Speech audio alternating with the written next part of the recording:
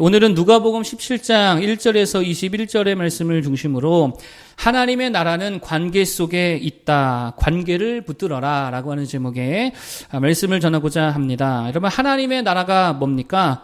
제목에 뭐에 있다고요? 관계 속에 있다는 거예요. 관계 속에. 하나님의 나라는 관계성이다라고 하는 것입니다. 첫째는 누구와의 관계일까요? 하나님과의 관계겠고, 둘째는 사람과의 관계성. 그게 하나님의 나라다라고 하는 것입니다. 자, 그래서 21절을 한번 읽어보겠습니다. 21절. 자, 다 같이 읽어보겠습니다. 시작. 또 여기 있다 저기 있다고도 못하리니 하나님의 나라는 너희 안에 있느니라. 아멘. 여기 보니까 하나님의 나라가 어디 있다고요? 너희 안에 있더라. 근데 in your heart가 아닙니다. 너희 마음에 있다가 아닙니다. 이거 원어를 해석하면요, 영어는 이렇게 번역을 했어요. among you라 그랬어요. among you. 너희들 사이사이에 있다는 거예요. 너와 너 사이. 뭐를 말하는 거죠?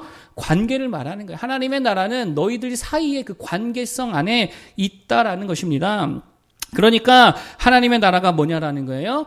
너희들 사이에, 그리고 하나님과 너희 사이의 관계성, 이게 하나님의 나라라는 거예요.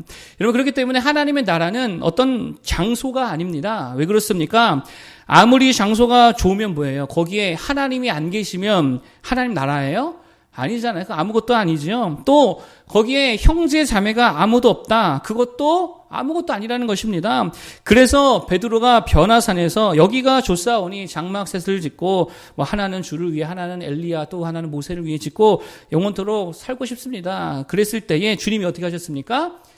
어떻게 하셨어요? 데리고 내려가셨다는 거예요. 데리고 내려오셨습니다. 그리고 어디로 가셨습니까? 사람들 많은 틈으로 가셔서 그들을 섬기시고 그들을 고쳐주시고 귀신 들린 아이를 귀신 쫓아주시더라라고 하는 거예요. 무슨 말입니까?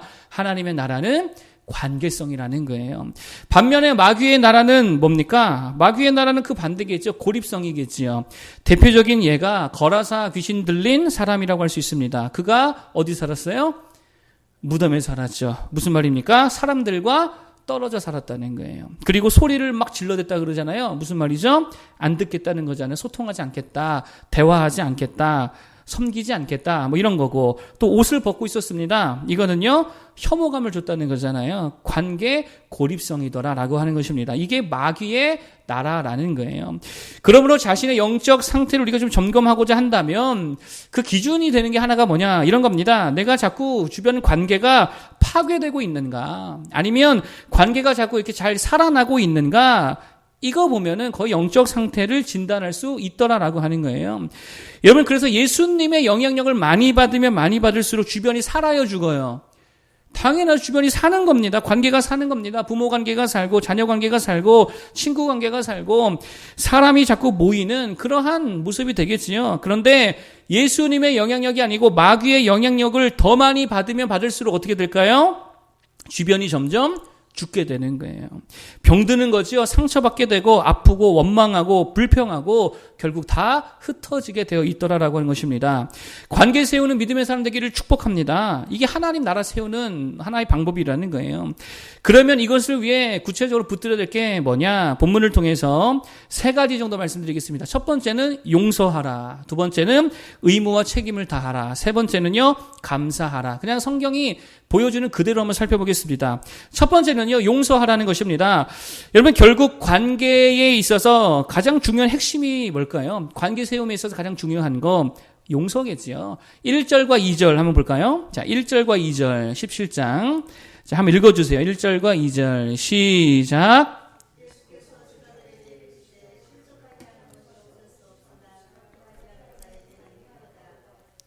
작은 자 중에 하나를 실족하게 할진대 차라리 연자 맷돌이 그 목에 매여 바다에 던져지는 것이 나으리라. 아멘. 여기 보면 주님께서 실족하게 하는 죄에 대해서 말씀해 주십니다. 그런데 얼마나 강조하고 계시냐면, 누군가를 실족하게 하거든 차라리 어떻게 하라 그럽니까? 연자 맷돌을 목에 매여 바다에 던지는 게 훨씬 낫더라, 이렇게 말씀하시죠. 이게 무슨 말입니까? 그만큼 하나님의 심판과 보복이 크고도 두렵다는 거예요. 누군가를 실족하는 자에게 내려질 하나님의 심판이 얼마나 무서우면 차라리 먼저 연자맷돌 달아 죽어버리는 게 훨씬 더 낫더라. 그러니까 실족하게 하지 말라라고 하는 강조 중에 강조라는 것입니다. 그러면 실족이라는 게 뭐예요? 실족하게 하는 게 뭡니까? 쉽게 말하면 이런 겁니다. 안 껴주는 거예요. 실족하게 하는 게 그거예요. 안 껴주는 거예요. 이게 실족입니다. 예를 들면 뭐 이런 거죠. 군대에서 제가 있었던 일입니다. 훈련을 나가면 제일 기다려지는 시간이 언제냐면요. 밥 먹는 시간입니다. 밥 먹는 시간. 훈련 나가서 힘드니까. 그러면 이렇게 큰 플라스틱 흰 통에다가 한 통에는 밥을 왕창 받아오고 한 통에는 국을 왕창 받아오고 그리고 반합들을 모아가지고 가서 반찬들을 다 왕창 받아오게 되어집니다. 그리고 미리 저희가 이제 그 양씨말이라고 해가지고요. 부대 밖에 있는 할머니가 있거든요. 그 양씨 할머니에게 가서 양념장을 좀 해주십시오 부탁을 드려가지고 받아놓은 양념장이 있습니다. 그러면 그거를 섞어가지고 비빔밥을 만들어 먹습니다. 그러면 엄청나게 맛있더라라고 하는 거예요. 그러니 훈련 나가면 그 밥 시간이 얼마나 기다려지는지 모른다라고 하는 거겠죠. 그런데 문제가 뭐냐? 이게 그 상황에서 고참한테 한번 찍히면은 어떻게 되는지 아십니까? 그 밥을 같이 못 먹어요. 비볐을 때 바로 먹어야 맛있잖아요. 그런데 고참한테 찍히면 그때 못 깁니다. 그러면 한참 나중에 20분 뭐 지나고 다 먹고 난 찌끄레기를 먹게 되거든요. 그러면 맛이 없는 거예요. 안 끼워주더라라고 하는 것입니다. 실제로 한 고참이 이등병이 마음에 안 들었습니다. 그래가지고 너는 밥 먹지 말라고, 너는 나중에 혼자 먹으라고 그랬다라고 하는 거예요. 그랬더니 그 이등병이 저 뒤에 가가지고 혼자 울고 있더라라고 하는 거예요. 잘 보세요. 안 끼워줬잖아요. 그랬더니 뭐 하는 거예요? 실족하게 되더라는 거예요. 바리새인의 문제가 뭡니까? 이거죠. 자기들끼리 외에는 아무도 안 껴주더라는 거예요. 너는 이방인이기 때문에 안 돼. 너는 죄인이기 때문에 안 돼. 너는 여자이기 때문에 안 돼. 어린아이기 때문에 안 돼. 나사렛 출신이기 때문에 안 돼. 그러면서 자기들 외에는 아무도 안 껴주더라는 거예요. 그러니 많은 이들을 어떻게 하는 겁니까? 실족하게 하더라는 거예요. 여러분, 그래서 언젠가 주님이 말씀을 전하시는데 어린아이들이 왔습니다. 그럴 때 제자들이 어떻게 했습니까? 야, 애들은 가라 이랬다는 거죠. 그랬을 때 주님은 어떻게 했어요? 아니라고, 애들 보내지 말라고. 이런 어린아이들이 천국을 소유하는 자들이라 그러면서 데려다가 안수해주고 축복해주고 안아주시고 그랬다는 거예요. 여러분, 이때에 안수받은 아이 중에 나중에 초대교부의 교부가 되는 사람이 있었습니다. 그게 누구냐면 저번에 한번 말씀드렸던 이그나티우스라고 하는 사람이었습니다. 이그나티우스가 누구냐면 이렇게 말했다 그랬죠. 순교는 하나님이 가장 기뻐하시는 예배입니다. 이렇게 말하고 순교한 사람 이그나티우스가 누구였다고요? 예수님께 안수받았던 어린아이 중에 하나였다라고 하는 거예요.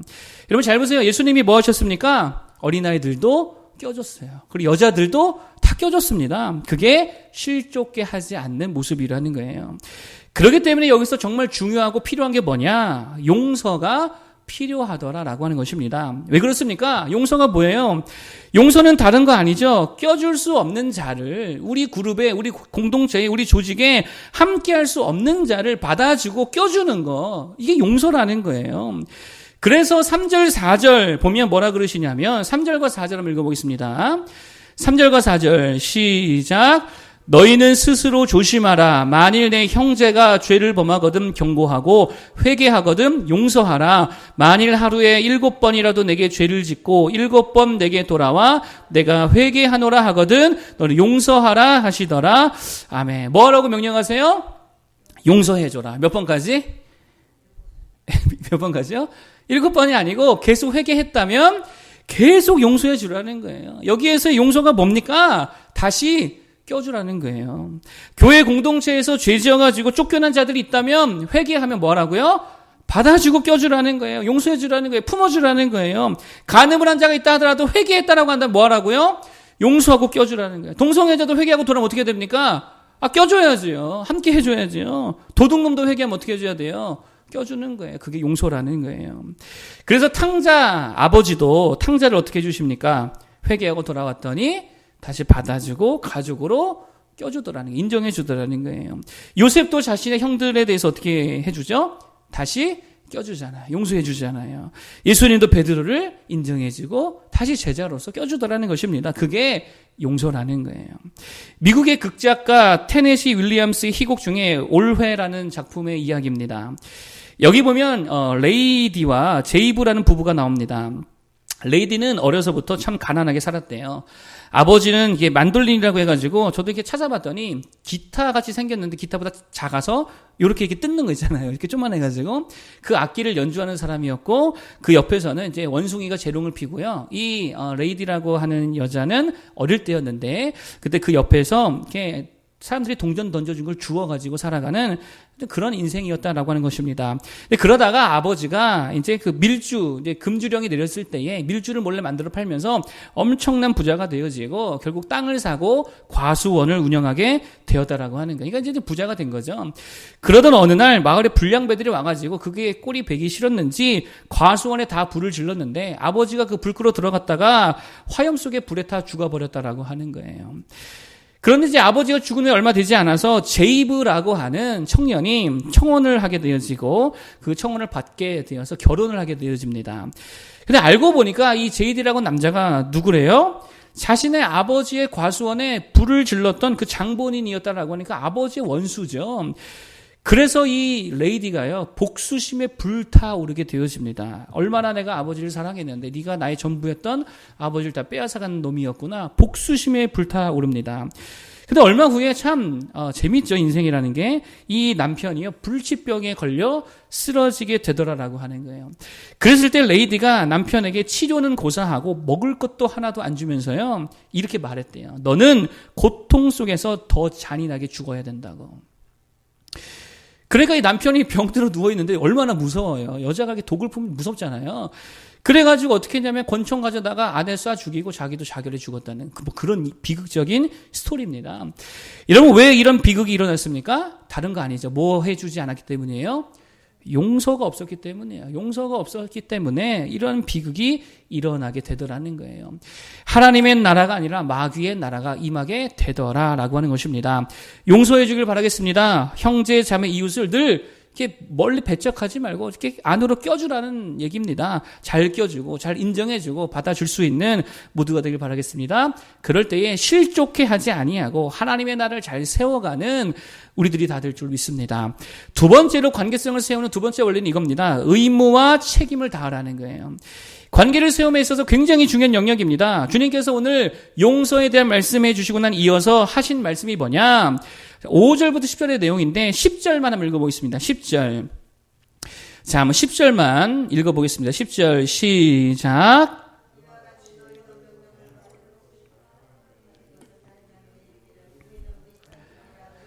할 일을 한 것뿐이라 할지니라. 아멘. 뭐 하라는 거예요? 할 일을 하라는 거죠. 이게 뭡니까? 의무와 책임을 다해라. 이런 겁니다. 그럴 때의 관계가 살게 되더라는 거예요.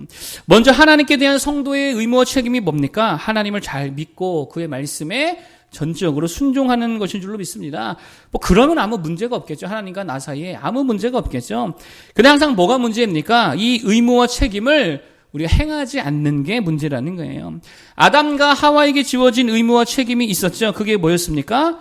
선악과 먹지 말라는 거. 그거였잖아요. 그러면 서로 가르쳐 줘야죠. 계속 권면해 줘야죠. 계속 주의를 줘야 되잖아요. 그런데 서로 이 책임과 의무를 다하지 않았더라라고 하는 거예요. 그러니까 마귀가 와가지고 하와에게 물었잖아요. 야, 이거 먹으면 어떻게 되는지 아냐? 그랬더니 하와가 뭐라 그럽니까? 야, 이거 먹으면 글쎄 죽을까? 이랬다 그러잖아요. 이게 무슨 말이에요? 하나님 앞에서의 의무와 책임을 소홀히 했다라고 하는 거예요. 그러니 결국 망하게 되더라는 것입니다. 하나님과의 관계가 무너져 내리더라는 거예요. 여러분 이스라엘 역사를 바라봐도 마찬가지죠. 망한 이유가 뭡니까? 하나님에 대한 의무와 책임을 이행하지 않았기 때문이라는 거예요. 선지자들은 뭐 했대요? 말씀 제대로 전하지 아니하고 자기 배불리기는 데에만 뭐 신경 쓰고 있었다 그러죠. 제사장도 마찬가지죠. 율법을 가르치지 않았다 그러죠. 왕들도 마찬가지입니다. 하나님의 법을 따라 통치하지 않았습니다. 그러니 나라가 설리가 없더라는 거예요. 하나님과의 관계가 다 무너져 내리더라는 거예요. 여러분 그래서 교회도 마찬가지고 가정도 마찬가지고 개개인의 관계도 다 똑같다라는 것입니다. 의무와 책임을 잃어버리잖아요. 그러면 그 공동체와 그 관계는 다 무너져 버릴 수밖에 없더라는 거예요. 교회가 왜 무너질까 한번 생각해 봤습니다. 왜 무너질까요? 의무와 책임을 안 하면 무너지는 거예요. 목회자가 목회적 책임과 의무를 다하지 않으니까. 무너지죠. 성도 역시 교회에 대한 의무 책임을 다하지 않으니까 기도 안 하고 전도 안 하고 예배 안 하고 헌신 안 하면 그거 어떻게 교회가 세워집니까? 사랑 안 하고 그러면 100%입니다. 교회는 문 닫게 되어 있더라라고 하는 거예요. 여러분 돈 없어서 교회 망하는 거 아닙니다. 돈 때문에 교회는 망하지 않습니다. 뭐가 없어서 망하는 거예요? 의무와 책임을 다하지 않을 때에 교회는 무너지게 된다는 거예요.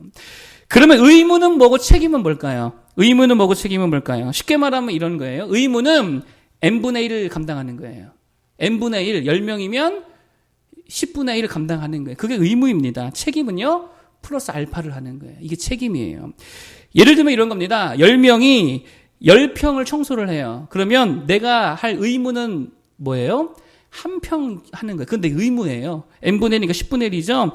이건 당연히 할 것입니다. 그런데 한 평을 다 청소해놓고 보니까 그날따라 감기 몸살 걸린 친구가 하나 있는데 그 친구는 0.5평밖에 못했다는 거예요. 그럴 때에 내가 플러스 알파 그거를 함께 감당해 줄 때 이거는 어떤 모습이에요? 책임을 다하는 모습이에요. 책임져 주는 모습이라는 것입니다. 여러분 그래서 서로 피해주지 않는 수준은 뭡니까? 이게 의무적 수준이잖아요. 그런데 피해주지 않는 선을 넘어서서 플러스 알파를 감당하는 거, 섬겨주고 유익을 주고 선물을 줄 때에 이거는 뭐예요? 책임져 주는 모습이라는 거예요. 여러분 그래서 주님은 우리에게 의무로만 오신 분이 아니라 뭘로 오셨습니까? 책임져 주는 존재로 우리에게 다가와 주셨다라고 하는 거예요. 이게 복음이죠. 주님이 십자가 질 이유가 있어요, 없어요? 이게 주님의 의무입니까? 아니잖아요. 주님께서 그냥 의무로 한다면 우리가 한 만큼 대해주시면 이게 하나님께서 우리에게 대한 의무를 다하는 거죠. 우리가 한 게 뭐 있습니까? 죄진 것밖에 없어요. 그러면 죄에 대해서 반응해 주는 거 이거 하나님의 의무입니다. 심판하고 죄에 따라 벌 주시고 잘했으면 상 주고 이게 하나님의 의무죠. 그런데 하나님 뭐를 주십니까? 십자가에 자기 생명까지 내어주셔서 우리에게 은혜 주시고 용서해 주시고 귀한 사랑을 베풀어 주시더라는 이건 뭐예요? 책임져 주는 모습으로 우리에게 다가오셨다는 거예요. 플러스 알파가 있더라는 것입니다. 여기까지 갈 때의 관계가 회복되는 줄로 믿습니다.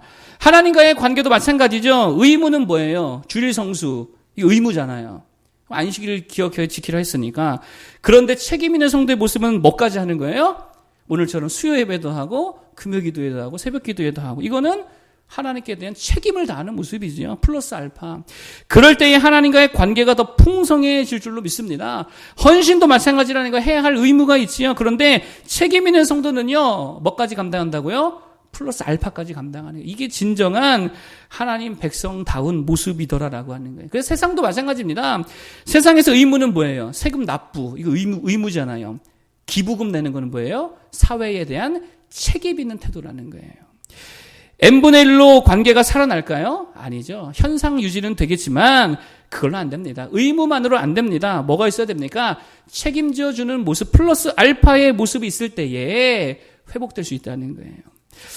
한 번만 더 제가 이 얘기 드릴게요. 1950년대 인디애나주의 흑인 고등학교 에틱스 고등학교 이야기 제가 오늘까지 한 번만 더 해드릴게요. 몇 번 말씀드렸지만 이 흑인 고등학교 농구팀이 있었다 그랬죠. 큰 변화를 일으킨 시작점이 뭐였냐? 레이 크로라고 하는 교사가 그 학교에 오면서부터 엄청난 변화가 시작이 되었습니다. 근데 왜 그렇게 이 농구부 학생들이 이 선생님을 따라갔느냐? 결국 이 선생님에게 있었던 게 뭐냐면 의무 플러스 책임이었다는 거예요. 플러스 알파가 있었다는 것입니다. 레이 크로라고 하는 선생님은요, 말 그대로 이제 체육 교사였고 농구부 코치였습니다. 그러면 의무만 다하면 뭐만 하면 돼요? 농구만 가르치면 되죠? 체육교사만 잘하면 되죠? 이건 의무입니다. n분의 1을 감당하는 거예요. 그런데 레이크로 코치는요, 그것만 한 게 아니었다라고 하는 거예요. 아이들의 미래를 위해서 아이들의 농구팀 아이들의 성적 관리까지 다 해줬대요. 야, 너네 C 이하로 맞으면 농구 선수 될 자격 없어.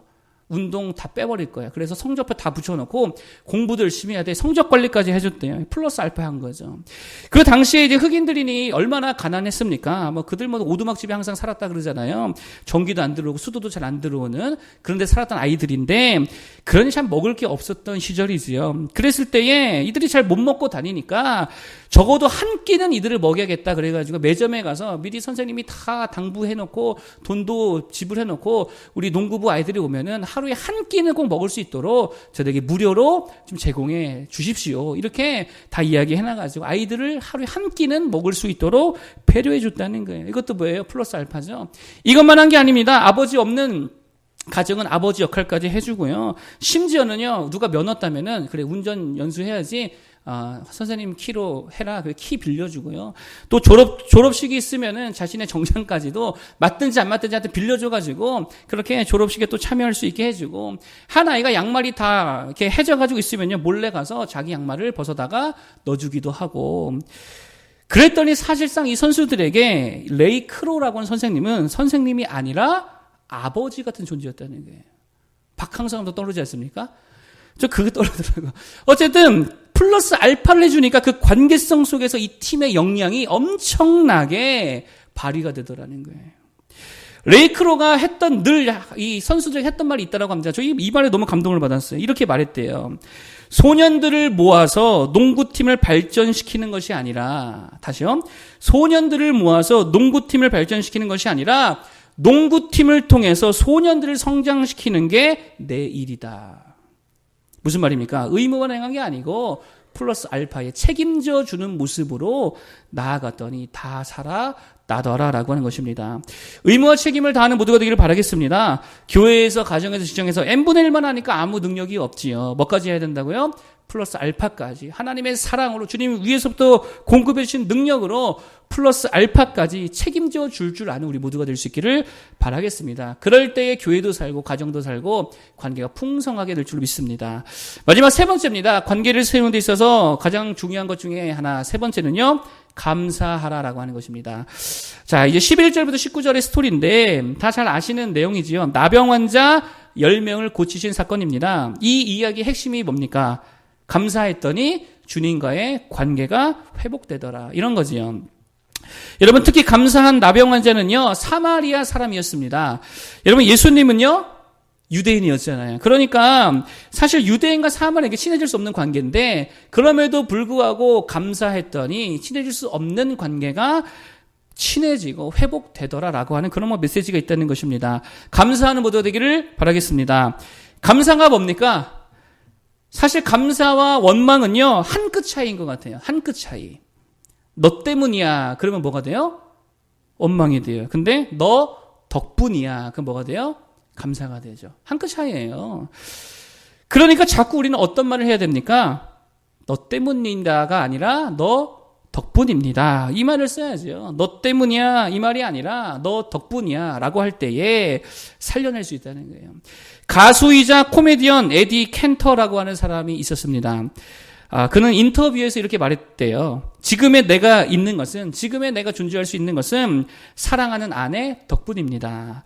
어린 시절 그녀는 저의 좋은 친구였고 내가 바르고 성실하게 성장할 수 있도록 나를 이끌어 주었습니다. 내가 무언가를 이루었다라고 한다면 그 모든 것은 다 아내 덕분입니다. 뭐 하고 있어요? 아내에게 감사하고 있다는 거예요. 그래야 이 부부관계 좋을까 안 좋을까요? 좋겠죠. 관계 당연히 좋겠죠. 오늘 나병 환자도 마찬가지예요. 15절에 뭐라 그럽니까? 나병 환자가 15절 한번 읽어보겠습니다. 15절. 자, 읽어보겠습니다. 시작. 그 중에 한 사람이 자기가 낳은 것을 보고 큰 소리로 하나님께 영광을 돌리며 돌아와. 아멘. 큰 소리로 하나님께 영광을 돌리더라. 영광 돌렸다는 게 뭐예요? 하나님 덕분입니다. 이 말이잖아요. 하나님 덕분입니다. 하나님이 하셨습니다. 하나님의 은혜입니다. 영광 돌렸다는 거예요. 감사했다는 거죠. 그리고 예수님께도 와서 감사했다는 거예요. 뭐 했다는 것입니까? 다 예수님의 은혜입니다. 예수님 덕분입니다. 그랬다는 거죠. 성경의 야곱이 그렇게 고생하며 살아간 이유가 무엇일까요? 야곱이라는 이름의 뜻이 있습니다. 속이는 자라고 하는 뜻입니다. 그러니까 다시 말해 야곱의 인생은 그런 거예요. 나는 꾀가 좋은 사람입니다. 내 꾀가 복을 얻게 합니다. 그게 바로 야곱의 인생이었다라고 하는 거예요. 그러니 죽어라고 생각하죠. 다 내가 한 줄 알고 내 능력으로 되는 줄 알고 살아가니까 안 되더라는 거예요. 그래서 야복강까지 깨진 게 뭐예요? 하나님이 축복해 주지 않으면 나는 아무것도 아닙니다. 이걸 그때 안 거예요. 그때 깨달은 거예요. 무슨 말입니까? 모든 것은 다 하나님 덕분입니다. 하나님 나에게 은혜 주시고 능력 주시고 축복해 주옵소서. 그런 인생으로 바뀌게 되는 사건이 야복강 사건이었다는 거예요. 코로나에 대해서 우리 뭐라고 말해야 돼요? 코로나 때문에. 이러면 원망이죠. 어떻게 말하자고요? 코로나 덕분에 이렇게 말하면 자연스럽게 그 다음에 뭐가 이어집니까? 감사 제목 찾게 되잖아요. 코로나 덕분에. 예배의 귀중함을 알았습니다. 코로나 덕분에 하나님을 의지합니다. 코로나 덕분에 자택근무했습니다. 코로나 덕분에 가족들과 대화를 하게 되었습니다. 코로나 덕분에 못하던 요리를 배우게 되었습니다. 감사하시기 바랍니다. 그러면 관계를 얻습니다. 하나님을 얻고 사람을 얻습니다. 그러면 돈과 명예 다 따라오게 되어 있다라고 하는 것입니다. 마지막 이 이야기만 하고 마치겠습니다. 한때 독일에 극심한 가뭄이 들어가지고 많은 사람들이 굶주렸던 적이 있었다고 합니다. 그런데 한 마음이 착한 할아버지가 그 마을에 살았는데 되게 부자였대요. 그래서 때가 어려우니까 아침마다 동네 아이들 다 모아다가 빵을 하나씩 나눠줬다라고 하는 것입니다. 그러니 애들이 신이 나가지고 아침이 되면 아줌마 애들로 인해서 그 할아버지 집 앞이 인산인해를 이뤘다라고 하는 거예요. 근데 가만 보니까 누가 제일 앞에 설까요? 가장 힘센 아이가 맨 앞에 서고 가장 큰 빵을 가져가고 그 다음 힘센 아이, 그렇게 이제 줄을 섰는데 맨날 꼴찌에 서가지고 빵을 받아가는 아이가 있었대요. 근데 그 아이는요, 받아갈 때마다 인사를 했대요. 할아버지 감사하다고. 덕분에 우리 엄마도 빵을 먹을 수 있었다고. 그러면서 가면서 꼭 하나님께 감사 기도를 드리면서 가더라는 거예요. 보기에 얼마나 좋아 보입니까? 그러던 어느 날, 그날도 이제 아이들이 이렇게 힘센 손으로 줄을 서가지고 빵을 받아가는데, 다 받아가고 마지막 그 가장 조그만 아이가 남아있더라라고 하는 거예요. 그래서 할아버지가 몰래 빼놓았던 빵을, 가장 큰 빵을 빼가지고, 편지를 하나 같이 손에다 들려주고 보냈다라고 하네요. 편지에 이렇게 쓰여 있었다라고 합니다. 감사할 줄 아는 어린이에게 가장 큰 빵과 빵 안에 은전을 드립니다. 빵 안에 뭐가 들어있었다고요? 은전을 넣어가지고 줬다라고 하는 거예요. 감사하기 바라겠습니다. 그러면 관계를 얻습니다. 하나님을 얻고요. 사람을 얻습니다. 그럼 나머지는 다 따라오는 거예요. 하나님 얻고 사람 얻으면 다 따라오는 거죠. 말씀을 정리하겠습니다. 하나님 나라가 뭡니까? 관계성이라 그랬죠. among you, 너희 사이에 있더라. 하나님과의 관계, 그리고 사람과의 관계성, 이거 우리가 세워가는 자들이 되어야 될 줄로 믿습니다. 여러분, 그렇기 때문에 이것을 세우기 위해서 필요한 게 뭐냐? 3가지 말씀드렸어요. 첫 번째는 용서해라. 용서가 뭐라 그랬죠? 실족하게 하지 않는 거죠. 껴주는 거. 자꾸 야 너는 안 돼 하지 말고 그래 너도 같이 하자. 껴주는 거예요. 받아주는 거예요. 몇 번씩 회개하고 잘못 뉘우치면 그냥 무한대로 해주는 것입니다. 그럴 때에 관계가 온전히 회복될 줄로 믿습니다. 두 번째, 의무와 책임. 의무는 n분의 1만 감당하는 거. 이걸로는 변화 없습니다. 뭐까지 해야 됩니까? 책임을 다해주는 모습, 플러스 알파로 책임져주는 모습까지 되어야 될 줄로 믿습니다. 의무만이 아니고 플러스 알파의 모습으로 책임져 줄 아는 주님의 사랑과 능력과 공급하시는 힘으로 책임져주는 모두 되길 바라겠고, 3번째는 감사해라. 감사가 뭐라고요? 너 때문에가 아니라 너 덕분에, 그렇게 하나님 덕분에, 또 형제자매 덕분에, 아내 남편 덕분에, 너희들 덕분에 감사할 때 하나님 먹고 사람 먹고 그러면 다 따라온다 그랬죠. 그렇게 관계 회복하여 하나님 나라 이루는 우리 모두가 되기를 축복합니다. 우리들의 찬양 302장